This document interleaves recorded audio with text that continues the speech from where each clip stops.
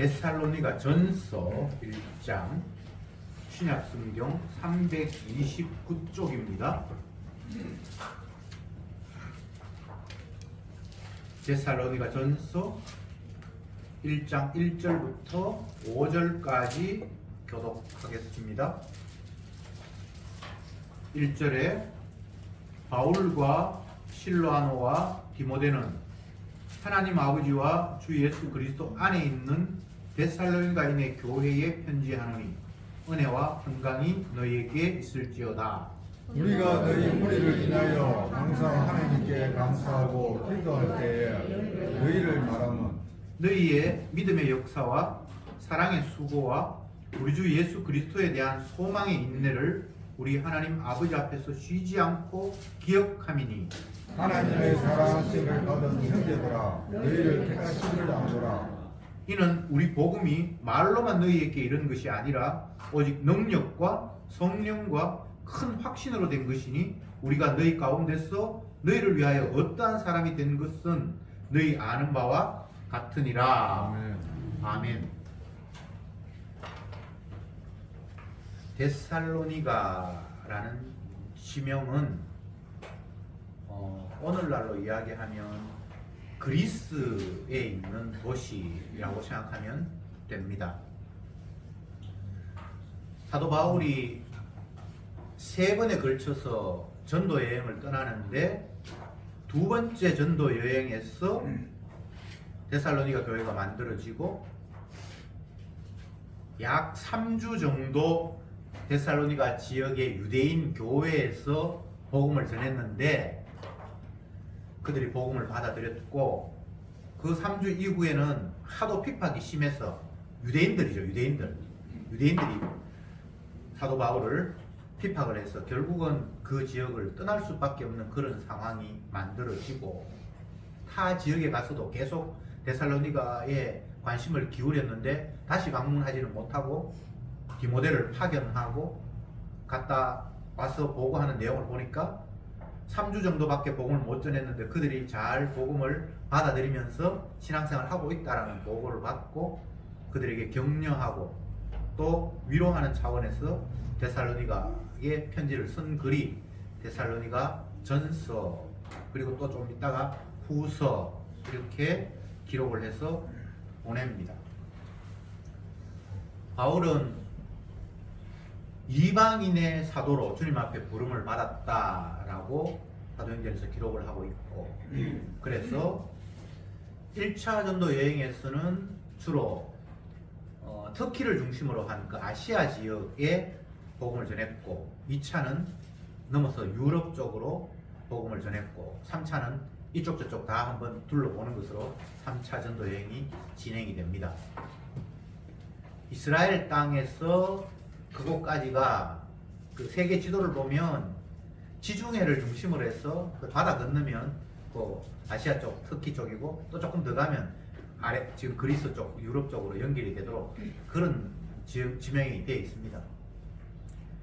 어쨌건 사도 바울은 복음 전하는 일, 복음이라고 하면 예수님이 우리 위해서 십자가 지셨다라는 거죠. 그 사실을 안타까운 마음으로 이곳저곳 다니면서 전했는데 뭐 그거 전한다고 해서 누가 알아주는 사람이 있는 것도 아니고 그걸 기쁘게 환영하면서 받아들이는 사람은 극소수고 대부분 핍박, 심지어는 옥에 가두고 매질하고 때리고 이런 일을 당함에도 불구하고 그가 자기가 깨달은 기쁜 소식, 죄인인 우리에게 하나님의 아들이 이 땅에 오셔서 우리 죄를 담당하시기 위해서 십자가에서 피 흘려 죽었다라는 이 기쁜 소식, 그분의 피가 우리를 죄에서 씻어준다는 이 기쁜 소식을 멈출 수가 없었습니다. 왜?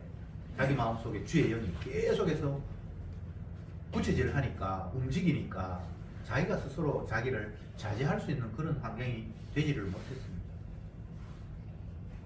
시기적으로 보면 예수님이 십자가에 못 박혀 죽으시고 그것이 서기 약 30년, 33년 그때 돌아가셨다면 데살로니가 이 전서가 써진 것은 약 20년 후에 사도 바울의 첫 번째 서신입니다. 사도 바울이 13편의 서신을 성경에서 기록하고 있거든요. 뭐 첫 번째 로마서, 고린도전후서, 갈라디아서, 에베소, 빌립보, 골로새, 여기 데살로니가전서, 후서, 디모데전서, 후서, 그 다음에 디도서, 빌레몬서, 이렇게 13개 정도의 서신을 썼는데 시기적으로 보면 데살로니가전서가 제일 먼저 기록한 내용입니다. 그래서 여러 가지로 의미가 있습니다. 1절에 보면 바울과 실로아노와 디모데는 하나님 아버지와 주 예수 그리스도 안에 있는 데살로니가인의 교회에 편지하노니, 편지글이라는 것이 분명히 나타나 있죠. 보내는 사람 바울과 실로아노, 이게 신라입니다. 바울과 신라라고 했죠, 그죠? 신라가 옥에 갇히고, 신라라는 것은 유대식으로 표현하는 것이고, 실로아노 이거는 로마식 표현입니다. 사도 바울은 실로아노, 로마식 표현하면서 늘 실로아노라고 했고, 다른 성경에 보면 신라, 사도행전에 보면 바울과 신라가 옥에 갇혀서 찬송한다 이렇게 되어 있는데, 어쨌든 늘 바울과 같이 다니면서 복음 전한 사람이 실로아노, 또 다른 이름으로 신라입니다. 디모데는 좀 어린데 바울의 제자와 같은 그런 사람입니다. 이 사람들이 너희에게 안부를 전하면서 지금 편지를 보낸다 라고 하면서 본격적으로 이제 본론이 시작이 됩니다. 2절에 우리가 너희 무리를 인하여 항상 하나님께 감사하고 기도할 때에 너희를 말함은, 데살로니가 교인들을 항상 생각하면서 하나님 앞에 감사하고 기도할 때마다 너희들을 떠올린다 라고 편지글에서 시작을 합니다. 데살로니가 지역은 제가 말씀드린 대로 유럽 지역, 지금의 그리스 땅 그쪽에 있는데, 유럽에서 갔을 때 첫 번째는 빌립보 지역, 그러니까 데살로니가보다 훨씬 더 위쪽에, 유럽 쪽 깊은 쪽에 처음 복음을 전했고, 빌립보에서 전하고 난 이후에 핍박이 너무 심해서 두 번째로 간 곳이 데살로니가입니다. 그 당시에는 그쪽 유럽 지역에서 데살로니가가 제일 큰 도시였다고 합니다. 사람이 많이 모였고, 그러니까 바울이 더 힘을 써서 복음을 전하는데, 3주 동안 유대인 회당에서 복음을 전하는데 이방인들도 많이 모였고, 그런데 정작 이방인들은 복음을 기쁘게 받아들였는데 유대인들이 바울을 핍박을 해서 도저히 그곳에 있지 못해서 3주 후에 또 다른 지역으로 이제 떠나가는 것으로 사도행전에서 기록하고 있습니다. 새 안식일에 십자가 복음을 전했는데 이방인들이 받아들였다. 이게 정말 엄청난 일이겠죠. 성령께서 함께 하셨죠. 그래서 바울은 핍박 때문에 다른 지역에 갔음에도 불구하고 자기들끼리 모여서 교회가 형성이 되는, 그래서 그 데살로니가에 있는 교회에 편지를 하게 되는 이런 상황까지 이르렀습니다. 복음이 전해지는 곳에는 항상 사단이 복음을 방해하는 일이 반드시 벌어지게 되어 있습니다. 왜 그럴까요? 그게 주님이 허락하신 일입니다. 이 세상은 여자의 후손과 뱀의 후손이 다투고 싸우는 것으로 이미 창세기에서 말씀을 하셨습니다. 세상 끝날까지 그 패턴은 유지될 겁니다. 만약 복음이 전파되지 않는다면 사단의 역사를 볼 수가 없어요. 그러나 예수님의 십자가의 복음이 전파되면 반드시 사탄은 등장하게 되어 있습니다. 교회도 마찬가지죠. 십자가 안 전하면 십자가 방해할 일이 없는데, 십자가 전하면 반드시 방해할 일이 생기도록 그렇게 이미 하나님께서 세상을 그렇게 세팅해 놓으셨습니다. 여러분들이 세상에 살면서 십자가를 전하면 반드시 사탄을 만납니다. 십자가를 방해하면서 이 개소리 왜 하냐고 방해하는 사람이 반드시 있습니다. 십자가를 안 전하니까 사단을 못 봐요. 복음 방해하는 사람을 만날 수가 없어요. 복음 방해하는 사람이 뭐 정강훈 목사처럼 정치하고 이런 사람이 복음을 방해한다고 생각하는데, 물론 그런 사람도 복음을 방해하지만 실제적으로 주님께서 나를 밀어 세워서 이 세상이 경제로 살아가는 거 아니야, 우리가 건강하다고 세상 사는 거 아니야, 주님이 살려주시고 진정 육이 사는 것이 아니라 영원히 사는 것은 주님의 십자가의 보혈의 피가 우리를 씻을 때만 영생 얻는 거야, 이런 십자가 복음을 전할 때에 반드시 사탄은 나타나서 그 십자가 복음을 어떻게 하든 회방하는 일들을 하게끔 성령께서 유도하시는 겁니다. 그래야만 성도가 이 세상을 긴장되게, 아, 세상은 복음의 광채를 가리는 세상이구나, 이곳 속에 주님이 나를 복음 전하라고 보냈구나라는 그런 언약의 현실, 밥 먹고 살고 하는 이런 현실 말고 하나님의 능력이 이 세상을 주관하는 현실을 보게 되기 때문에 항상 복음이 전해지는 곳에는 복음을 방해하는 사탄의 역사가 분명히 있다는 사실을 우리는 성경을 통해서 다시 한번 확인하게 됩니다. 그리고 현실도 그렇게 벌어집니다. 그리고 바울의 입장에서는 겨우 새 안식일 날 십자가를 이야기했는데, 그리고 더 이상 있을 수 없어서, 물론 성령께서 또 다른 곳에 가게 하셨겠죠. 아테네로, 그리스 중앙인데 아테네를 피했다 뭐 이렇게 돼 있는데, 그 3주 동안 열심히 복음을 전했고 그 가운데 복음의 반응이 나타난 사람들을 확인했겠죠. 그래서 계속 전하고 싶은데 도저히 전할 수 없도록 바울을 다른 곳에 보내고, 그러니까 다시 그곳에 가서 안타깝게 그들에게 좀 안정된 복음을, 깊이 있는 복음을 이야기하고 싶었는데 성령께서 허락하지 않았고, 그래서 안타깝게 자기를 대신해서 디모데를 그곳에 파견해서 그들이 제대로 지금 복음이 안착이 됐는지를 확인을 했는데, 돌아와서는 그들이 신앙생활 너무나 잘하고 있습니다. 그런데 이러한 문제는 좀 있습니다. 이런 보고를 받고 이 편지를 쓰는데, 다시 2절 봅시다. 우리가 너희 무리를 인하여 항상 하나님께 감사하고 기도할 때마다 너희를 말함은 그만큼 마음속에 너희들이 가득 담겨 있다는 거죠. 그래서 기도할 때마다 너희들을 생각하지 않을 수 없었다. 그러면서 3절에 너희의 믿음의 역사와 사랑의 수고와 우리 주 예수 그리스도에 대한 소망의 인내를 우리가 하나님의 아버지 앞에서 쉬지 않고 기억함이니, 이렇게 말하고 있습니다. 믿음의 역사, 사랑의 수고, 소망의 인내. 고린도전서 13장에서 믿음, 소망, 사랑을 이야기를 했는데, 이 데살로니가 전서에서 먼저 믿음의 역사, 사랑의 수고, 소망의 인내, 믿음, 역사, 사랑을, 믿음, 소망, 사랑을 옆에서 역사, 수고, 인내라는 말을 같이 붙여 놓았습니다.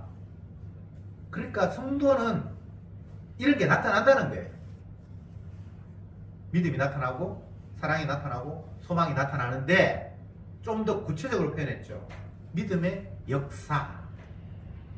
역사라는 것은 뭐 시간이 흘러갔다라는 그런 역사가 아니라 주님께서 뭔가 일을 움직이시는 그런 모습. 믿음이 있으니까 그 믿음 때문에 일어나는 어떤 현상들, 핍박을 받고 고난을 당하고, 그럼에도 불구하고 그 복음을 절제할 수 없어서 계속해서 외치는 것 같은 그런 어떤 역사함, 사랑의 수고. 사랑에는 반드시 수고가 따른다는 거죠. 사랑한다 그러면서 수고하지 않고 이런 거는 없어요. 사랑하기 때문에 그를 위해서 헌신하고 수고하는 모습이 보이고, 그 다음에 소망의 인내. 예수님 때문에 이제 뭔가 소망을 가지게 됐으니까 그 소망이 성취될 때까지 참고 기다리는 어떤 그런 모습, 이런 것들이 너희들에게 있다라는 것을 내가 들었다. 그러니까 내가 너무나 기쁘다. 이런 식의 서신의 내용들이 지금 펼쳐지고 있습니다.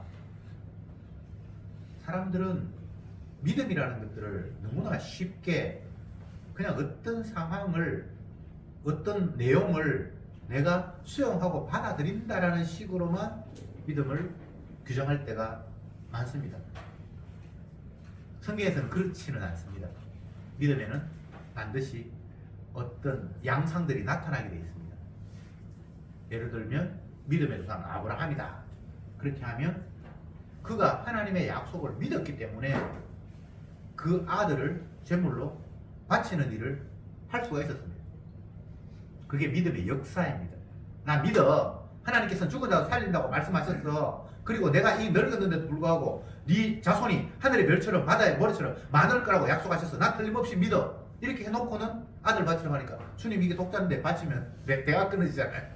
이렇게 되는 게 아니라 주님이 나를 통해서 분명히 네 몸에서 날 자식들이 하늘의 바다의 모래처럼, 바다의 모래 맞습니까? 예, 하늘의 별처럼 많게 하겠다고 약속하셨기 때문에 그게 믿어지니까 하나밖에 없는 아들을 바칠 수 있어. 그죠? 그게 믿음의 역사입니다. 믿습니다. 믿습니다. 뭐 아무리 말해도 역사가 안 나타나면 그거는 믿음은 아닌 거죠. 야고보서에서 그렇게 이야기했잖아요. 행함이 없는 믿음은 결국 믿음이 아니다. 또 이렇게 말을 하니까 뭔가 내가 믿는다는 모습을 나타내 보여줘야 되겠다라고 또 무리수를 쓰는 사람이 또 있어요. 믿음도 없으면서 믿는 척 하는 거죠. 예를 들면 사도행전에서 성령을 받은 많은 성도들이 재산을 막 교회 갖다 헌금하고 할 때에 아나니아와 삽비라처럼 나도 바치는 척 해야지 제가 반은 숨기고 반은 갖다 내고. 근데 그 성령이 속지를 안다고 했잖아요. 믿으면 반드시 역사가 따릅니다. 그러니까 말로 믿습니다 믿습니다 할 필요가 없어요. 주님께서 그 마음에 평강을 주시고 기쁨을 주시면 자기도 모르게 그냥 기뻐요. 남들 볼 때는 기쁠 게 하나도 없어. 뭐 세상적으로 볼 때는 아무 기쁜 게 없을 것 같은데 본인은 정작 주님의 그 복음의 기쁨 때문에 기쁘고 즐거운데 이걸 어떻게 감출 수가 없는 거예요. 아이고 나도 기쁜 척 해야지. 그렇게 해서 되는 문제는 아니고요. 믿음의 역사, 이것은 세상이 감당을 못합니다.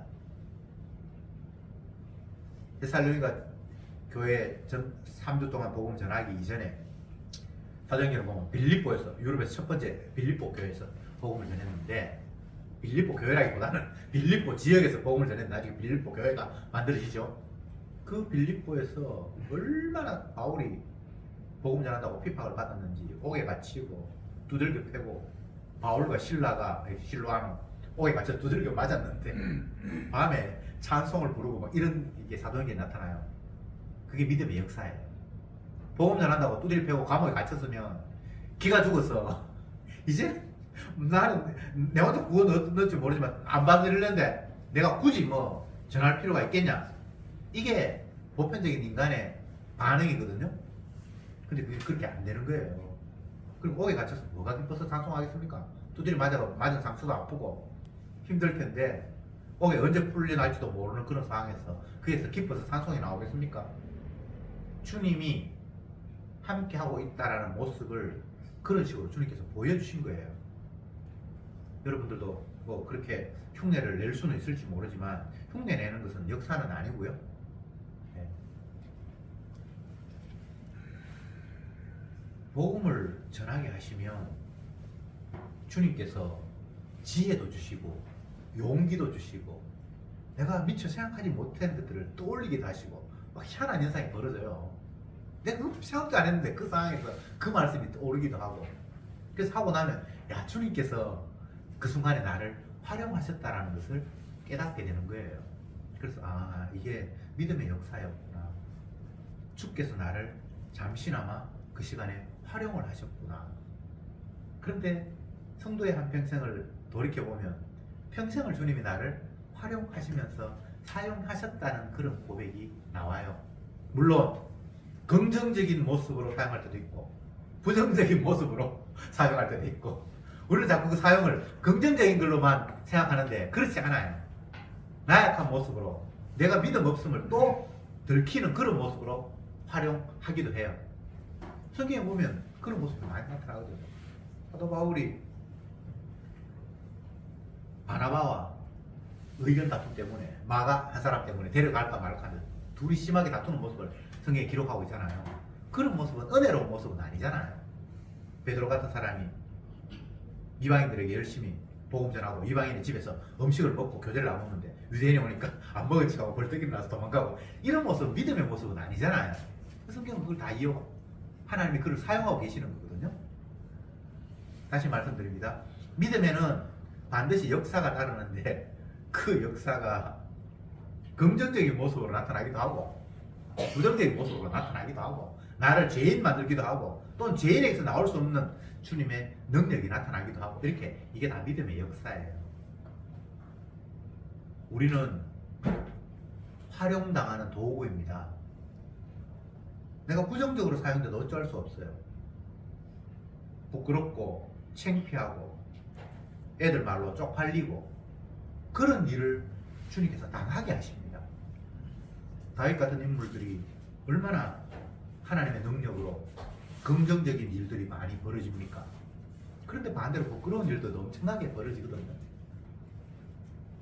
요압이 다윗의 군대 장관으로 늘 따라다녔는데 요압 보기에 다윗은 정말 부끄러운 일을 너무 많이 했어요.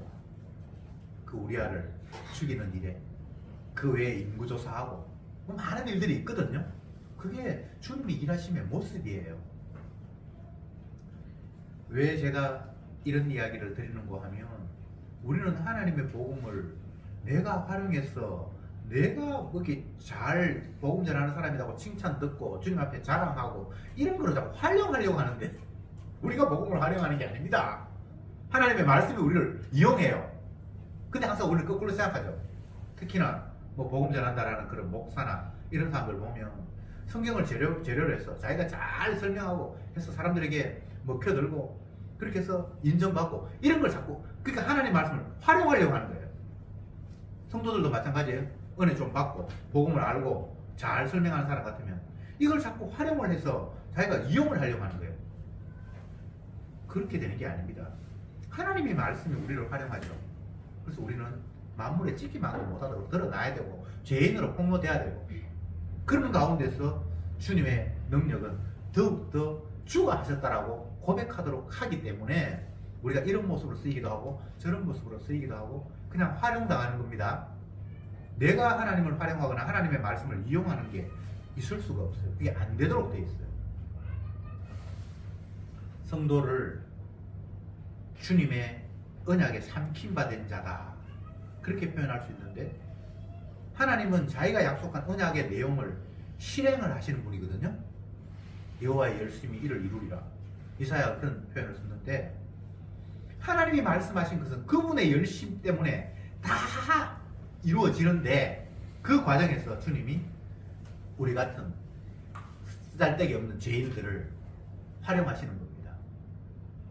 사도 바울도 그렇게 활용이 되고 있는 겁니다. 우리는 바울을 대단한 사람으로 훌륭한 사람으로 그렇게 알아볼 수 있을지 모르지만 하나님의 언약의 관점에서는 이 세상에 훌륭하거나 대단한 사람은 아무도 없습니다. 하나님이 이 사람을 이렇게 활용하시고 저 사람을 저렇게 활용하실 뿐입니다. 그래서 모두는 다 죄인입니다. 죄인이라고 이야기를 하니까 사람들이 싫어해요. 내가 예수님을 알지 못할 때는 죄인이었지만 이제 예수님을 믿고 믿음으로 말미암아 죄의 사함을 받았으니까 이제 좀 의인이라고 이야기를 해야지 왜 자꾸 죄인이라고 하냐? 굉장히 말이 맞는 것 같은데 그게 십자가를 부정하는 마귀의 이야기예요. 왜 사도들이 주님 앞에 끌려가면서 주님의 믿음의 역사를 엄청나게 지금 일으키고 있는 그 상황 속에서도 자기 자신을 죄인으로 규정하는지를 알아야 돼요. 진짜 죄인 맞아요. 어떤 능력이 나타났어요. 그건 내가 한 게 아니에요. 그리고 그 나타남의 능력 속에 나도 모르게 교만이 피어나기 시작을 해요. 마치 내가 열심히 전했더니만 데살로니가 교인들이 내가 떠나고 난 이후에도 복음을 떠나지 않고 있어. 이런 마음이 들어요. 반드시 그렇게 되게 돼 있습니다. 주님이 그렇게 우리를 계속 낮추십니다. 왜?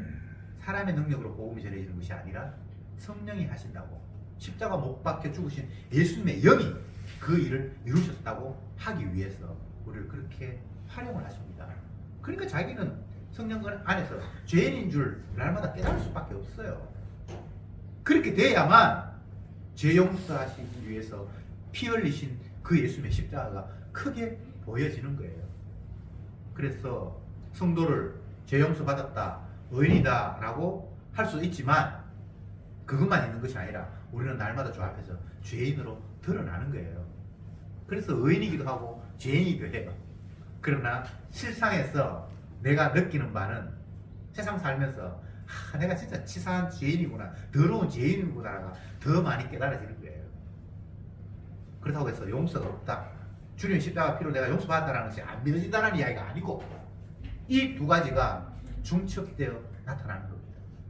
이게 인간의 논리로는 이해가 안 되죠. 죄인과 의인은 정반대인데 한 사람에게 죄인이라고 했다가 의인이라고 했다가 그 말이 논리적으로 안 맞잖아요. 근데 성도는 그런 거예요. 그러니까 성경에 오지 않은 사람은 이 복음의 세계에 접근하거나 이해할 수가 없도록 주님이 막아놓으셨어요. 십자가 피로 용서받았습니다. 그래서 의롭습니다. 그러면 의인이라고 말해야지. 왜 자꾸 십자가 피로 용서받기 전에 죄인의 모습으로 자꾸 니는 돌아가냐. 복음 모르는 사람들이 복음 받아들이면서 복음을 전하면 이렇게 반응을 하는 거예요. 그래서 너는 영이 없고 계속해서 선학적인 지식으로 복음을 이해하려고 하는구나 라고 깨달으면 돼. 여러분은 복음을 받아들여서 그 십자가 은혜로 용서받았다라면 의롭게 된 사람이 맞습니다.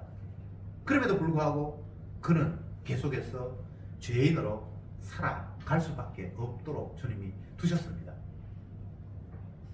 여러분 죄인 아닙니까? 죄 안 짓습니까? 주님의 피로 용서받은 건 맞아요. 그런데 우리는 오늘도 계속해서 죄가 송송송송송송 올라와요.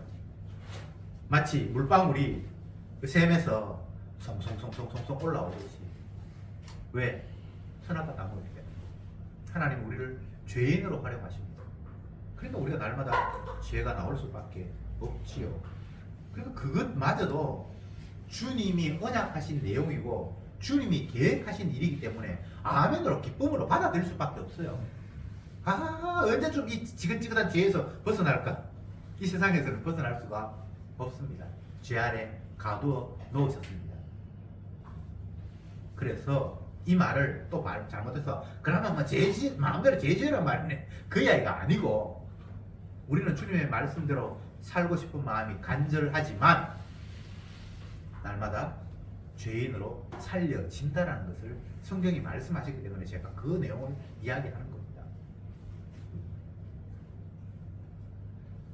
사랑의 수고, 이게 사도 바울에게는 정말 삶의 모습 속에서 너무나 잘 표현된 모습입니다. 성도를 사랑하기에 복음을 전해서 그 복음에 반응하는 성도들을 바라보면서 엄청나게 수고하고 애쓰는 모습, 특히나 이 데살로니가 교회에 있을 때는 더 그러했어요. 열심히 일을 해서 수고하면서 복음을 전했다고 합니다. 좀 안정이 된 교회에 가서는 그들에게 복음 전하는 뭐 선교비도 받고 뭐 집을 내주기도 하고 뭐 이렇게 해서 한 교회도 있고, 이 데살로니가 교회는 초반이니까 그냥 자기가 일해서 수고해서 돈 벌어가면서 복음을 전했다고 합니다. 사랑의 수고의 모습이잖아요. 그뿐만 아니라 형제들이 고통받고 어려워하고 또 뭐 예루살렘 교회가 흉년을 만나서 가난하게 어렵게 굶주린다는 이런 이야기를 듣고 정말 안타까운 마음으로 미방 지역에서 헌금을 거두어서 그곳에 가기도 하고 가도 핍박을 받지만 그런 모습들이 사랑하기 때문에 땀 흘리고 애쓰는 모습이 분명히 나타납니다. 나는 사랑해. 그런데 수고하는 모습이 없어. 그건 거짓말이겠죠. 그 다음에 소망의 인내. 하나님 아버지 예수 그리스도에 대한 그 소망, 주님이 다시 오겠다고 말씀하셨으니까 거기에 대해서 소망을 하고 기다리니까 당연히 인내가 따를 수밖에 없죠. 인내한다는 것은 힘듦을 참는 거잖아요. 아, 이거 나는 못 참겠다. 사람은 뭐 한계가 있어서 어느 범위를 넘어서면 참을 수가 없어. 그러나 성령의 능력이 나타날 때는 그 소망의 그 기쁨이 하나님께서 이것을 약속하셨으니까 그걸 기다리는 마음이 믿음으로 강하게 있을 때는 인내할 수 없는 것도 인내할 수 있도록 주님께서 그 마음을 주관하시는 거예요. 사도들이 다 소망의 인내를 가졌어요. 심지어는 그를 죽인다 할지라도 그 이야기에 두려워서 소망이 포기되듯이 그런 일이 없었어요. 바울은 마지막으로 로마에 가서 거의 죽는 것으로 그렇게 정확하게 성경에서 로마에서 죽었다라는 말은 없지만 전체적인 모습을 봐서 그런 뉘앙스를 풍겨요. 그런데 그 복음 때문에 죽어감에도 불구하고 그 복음을 포기하거나 멈추거나 할 수가 없어요. 왜? 너무나 분명한 소망이 있기 때문에.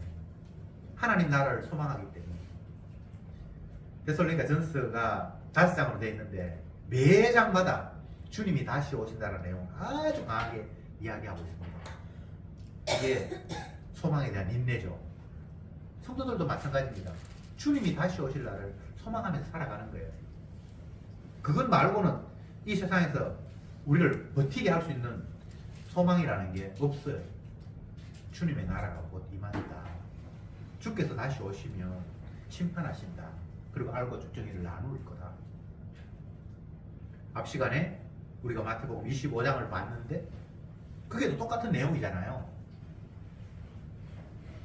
천국을 자꾸만 어떤 나라, 좋은 나라라고만 소망할 것이 아니라 주님께서 다스리실 때에 천국 갈 자와 지옥 갈 자를 냉정하게 구분하신다. 이게 주님의 다스림의 모습이다. 라고 했을 때 데살로니가 교인들도 복음을 받아들였으니까 그래, 주님께서 지금도 다스리고 계심의 모습이 이런 식으로 나타나고 복음 모르는 사람이 복음 전하는 사람을 핍박하고 그러면서 점점 더 주님이 일하심이 선명하게 우리에게 다가오고 그럼에도 불구하고 주님께서 약속하신 대로 그 나라와 그 때가 임한다고 말씀하시니까 주님이 다시 온다고 말씀하시니까 그 나라를 소망하게 돼요. 이게 이 세상을 살아가는 현실, 깨어있는 성도의 삶이에요. 이것은 육의 삶을 위해서 무엇을 먹을까, 무엇을 마실까, 무엇을 입을까에 빠져있는 삶과는 다른 삶이죠. 그렇다고 해서 그들이 일을 안 하는 것도 아니고요. 안 먹는 것도 아니고요. 똑같이 하지만 그 먹고 마시는 일에 매몰되어서 그것이 내 삶을 지배하거나 주관하는 것이 아니라 하나님의 약속의 말씀이 나를 주관하고 계시는 그런 모습. 그게 바로 소망을, 주님이 다시 오신다는 것에 대한 소망 때문에 이 세상을 참고 기다리면서 핍박받으면서 살아가는 모습. 이런 것이 성도에게 있다는 겁니다. 4절에 하나님의 사랑하심을 받은 형제들아 너희를 택하심을 아노라. 사도 바울이 그 복음 때문에 기뻐하는 그들을 향해서 하나님이 너희를 택하신 것이 분명하다 라고 이렇게 말을 했고 5절에 이는 우리 복음이 말로만 너희에게 이른 것이 아니라 오직 능력과 성령과 큰 확신으로 된 것이니 우리가 너희 가운데서 너희를 위하여 어떠한 사람이 된 것을 너희는 너희 아는 바와 같으니라. 그래서 바울이 복음에 기뻐하는 성도들, 믿음의 역사, 사랑의 수고, 소망의 인내를 가지며 살아가는 그들 향해서 너희들은 틀림없이 하나님께서 택한 사람이다 라고 이야기하면서 그 근거로 내가 너희들에게 기쁜 소식을 전했는데 분명히 말로 전했지. 그런데 그것이 이론으로 너희들이 알았던 것이 아니라 하나님의 능력으로 받아들여서 지금 움직이는 모습 보니까 너희들은 택한 백성 맞네 라고 위로하는 내용으로 1차 인사의 말과 함께 서신의 서론 부분들이 진행이 되었습니다. 좀 정리해 봅시다. 복음은 분명히 말로 전해질 수밖에 없습니다. 그런데 그 말로 전해지는 이야기가 귀로 들어서 이론으로 정립하는 것으로 끝나버린다면 믿음의 역사가 아닙니다. 성령의 능력으로 받아들여졌다라는 거예요. 그러니까 믿음의 역사가 나타나죠. 그냥 말로 그렇구나 전하는 사람 말했고 듣는 사람 그냥 이론으로 예수님 우리 십자가를 피해서 돌아가셨다. 그러면 죄 씻는다. 그렇구나. 그럼 내가 십자가 받아들이지. 분명히 이런 식으로 말로 받아들일 수 있어요. 그러나 그 성령의 능력이 아닌 말로 받아들이면 믿음의 역사는 나타나지 않아요. 믿음은 분명히 주님의 선물이고 그 선물은 이론이 아니라 실제이기 때문에 뭔가가 무브먼트, 움직임이 있어요. 지금 데살로니가 교회는 그런 움직임이 지금 보이기 시작을 했다는 거죠. 우리가 사도 바울이 이 편지를 쓸 때의 상황, 데살로니가의 모습이 정확하게 어떤 모습인지를 확인할 수는 없습니다.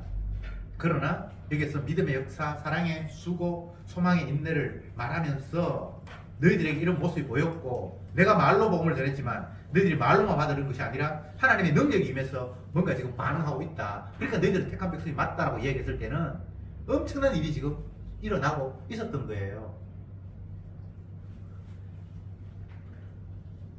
오늘날 이 시대는 복음 전한다고 해서 이 초대교회 이 상태처럼 이렇게 감옥에 가두고 이런 시대는 아니에요. 그러나 그 당시에는 정말 복음 때문에 죽는 사람이 생겼고 복음 전한다고 두들기 패고 옥에 가두고 이런 일이 발생을 했거든요. 그러니까 그런 상황에서 일어나는 어떤 현상을 보면서 바울은 너희들은 믿음의 역사가 일어나고 있고 그런 걸 보니까 복음을 귀로만 듣는 것이 아니라 주의 능력으로 받았다. 그래서 너희들은 택한 백성이 분명하다 라고까지 이야기를 했습니다. 여러분, 아무리 복음이 들려진다 할지라도 주의 능력이 그 복음과 함께 우리에게 다가오지 않으면 이론으로 들릴 수밖에 없습니다. 그러면 이론으로 전하지 않는 방법이 있습니까? 그런 방법 없어요. 그냥 말로 전하는 거 말고는 다른 방법이 없어요. 그러나 그 말을 주께서 받는 자에게 능력으로 역사하셔서 그것을 믿음으로 선물로 주실 때에 그 하나님의 말씀이 능력의 말씀이고 믿음의 역사가 나타날 수밖에 없도록 주님께서 일하십니다. 여러분, 사도 바울이 열심히 전하는데 본인 스스로가 말하기를 심는 자도 물 주는 자도 아무것도 아닌데 자랑하게 하시는 분이 하나님이다. 자랑하게 하셔야지. 자랑한다. 자기가 주님 앞에 뭔가 사용을 받아서 씨를 뿌리고 뭐 어떤 사람은 또 물을 주어서 자라나게 가꾸는 것처럼 하지만 그것 가지고 뭐가 되는 게 아니라는 거예요. 자라나게 하시는 분이 자라나게 하셔야만 의미가 있다는 거예요. 그러니까 여러분들이 주님 앞에 활용을 당할 때도 이런 마음을 놓치면 안 됩니다. 내가 뭘 해서 되는 건 아무것도 없어요. 그냥 다만 주님이 일하심에 나는 활용될 뿐입니다. 그리고 나는 아무것도 아닌데 주께서 능력으로 그에게 생명의 싹을 틔우셨구나 라고 깨달을 때에 그것을 주님의 능력이다 라고 주님 앞에 영광을 돌리는 겁니다. 그러면서 그 반응을 보면서 주님께서 택한 백성, 아버지께서 내게 맡긴 생명은 내가 하나도 잃어버리지 않고 다 건진다고 했는데 너희를 건지는 모습 보니까 이 복음을 전하기 전에는 그들이 그냥 데살로니가에서 우상 섬기면서 살아갔잖아요. 먹고 마시는 일에 혈안이 되어서 살아갔잖아요. 근데 십자가 복음을 전하니까 그게 반응하면서 나타나니까 너희들은 택한 백성 맞네 라고 사도 바울이 이야기하는 겁니다. 네가 뭐 신이가 누구는 택했고 누구는 안 택했고 어떻게 아는데 그렇게 말할 수도 있겠죠. 그러나 바울은 주의 영을 받아서 분명히 십자가의 복음이 너희들에게 귀로 들린 것이 아니라 하나님의 능력으로 들려서 그런 반응을 보이니까 그것은 하나님 택한 백성이 아니면 이런 일이 일어날 수 없다라고 선언을 하는 겁니다. 결론적으로 말씀드립니다. 세상은 여자의 후손과 뱀의 후손이 치열하게 다투는 장입니다. 그것 외에 다른 식으로 세상을 읽는 건 다 그건 잘못된 안목입니다. 지금도 주님이 자기 복음 전하기 위해서 자기 택한 백성 건지기 위해서 계속 십자가의 복음을 사도들을 통해서 자기 종들을 통해서 전하게 하십니다. 마귀는 계속해서 그 복음의 강체를 가리는 일을 하십니다. 그러나 택한 백성은 주님의 복음을 귀로 듣는 것이 아니라 하나님의 능력으로 받아들이면서 나타납니다. 이것이 주님의 일하시는 모습입니다. 기도합시다. 주님, 오늘도 저들에게 주님이 일하시는 세상의 모습을 데살로니가 교회의 모습을 통해서 읽었습니다. 주여, 그때의 상황이나 오늘 이 시간 우리들이 살아가고 있는 이 땅에서의 상황이나 영적으로는 전혀 다르지 않은 세상입니다. 주님은 당신의 종들을 통해서 십자가의 의미를 전하게 하시고, 사단은 그 십자가를 가리고, 이런 대충돌 속에 주님은 당신의 택한 백성을 건지는 일들이 계속해서 일어납니다. 주께서 키질할 때에 알곡은 점점 더 안으로 모아들이고 쭉정이는 점점 더 멀리 보내는 이 작업을 오늘도 실시하고 계시니, 주여, 우리는 주님의 일하심을 보면서 그저 찬송하고 감사하고 박수치면서 살아가는 저들이 되기를 원합니다. 사도 바울처럼 복음의 기쁨을 내 스스로 간직할 수 없어서, 내 혼자만 둘 수 없어서 입 벌려 전할 수 있는 저들이 되게 하시고, 주님의 그 사랑에 감사하면서 날마다 살아가는 저들이 되기를 원합니다. 예수님의 이름으로 기도드리옵나이다. 아멘.